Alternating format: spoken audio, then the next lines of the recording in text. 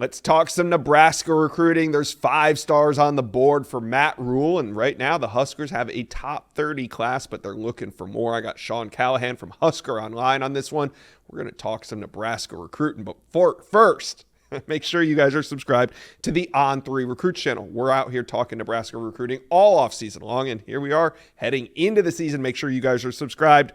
All right, let's bring on Sean Callahan from Husker Online, and let's start with the 5-star intel. Athlete Michael Terry III has announced that the Aggies are out. It's down to 3. Nebraska, Oregon, and Texas. No date set on his commitment. He's already locked in an unofficial visit with Nebraska for the fall. What do the Huskers need to show him this season?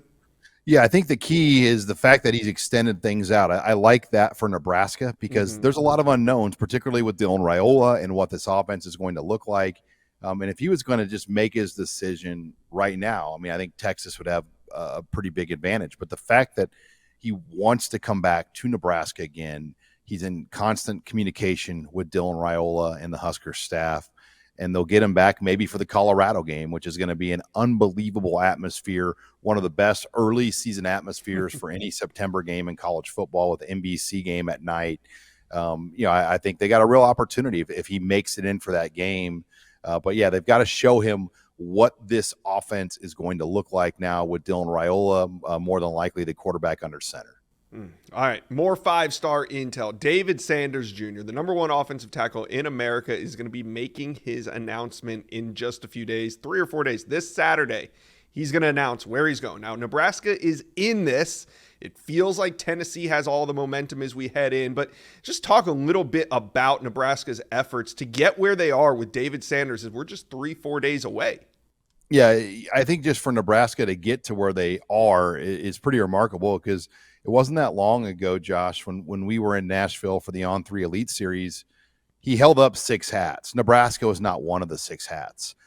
So they've been able to continue to fight and stay in it to the point where they're, in my opinion, the final 2 or 3, along with Ohio State and Tennessee as the other major front runners. They got him back for a second trip. It was a quick trip. But I think Tennessee is 3 or 4 hours from his home in Charlotte. He's been there at least 8 times in the last couple of years. So they've got kind of a familiarity advantage as well and a location advantage. And look, Nebraska obviously hasn't won. I mean, how many programs that haven't been to a bowl game since 2016 are in it with 2 5-stars? None. So for Nebraska to be even in this position with a guy like Michael Terry and David Sanders, it tells you they still have something to sell here. But now they've got to win, and they've got to put some results on the field. And, a year from now, if they're in a different place as a program, if say they don't get David Sanders this year, they might have a better chance at some of these guys like that in the future. Yeah, it tells me they know how to play the game. And like you said, if they can string together a couple wins, the recruiting will definitely follow. Speaking of recruiting, Isaiah Mosey, he made big news last week when he flipped his commitment from Oregon to Nebraska.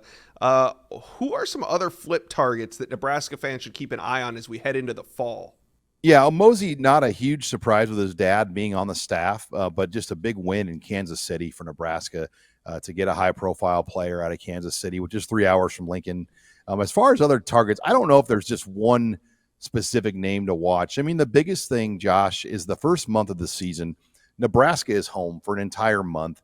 And really, when you look at their first 7 games, they play 5 of their first 7 at home. So they have a very good opportunity, particularly with night games on the schedule against Northern Iowa and Colorado, and even a 2:30 game on Labor Day weekend to open things up, where they can bring in a lot of recruits for those first few games. So nothing is off the table. I would not surprise me at all, especially if things get off to a good start, if they could get some notable surprise names in that might be commits elsewhere for visits. And you know how that goes. A lot of times they don't want out that a guy's coming if he's committed elsewhere. Usually you don't find out about it until you see him on the sideline campus. Yep, you know how it goes. Because you don't want to potentially ruin the visit before it even happens. All right. Any other local in-state targets that Nebraska is pursuing? Well, Christian Jones is the big one for the upcoming year here still for 2025. Omaha West Side linebacker. Oklahoma is the other real major player. I think Miami is in that discussion as well. If he takes another visit down there, USC was once in the picture with him, and Wisconsin was kind of a dark horse team to watch, but Nebraska and Oklahoma, as of late, were the two big ones.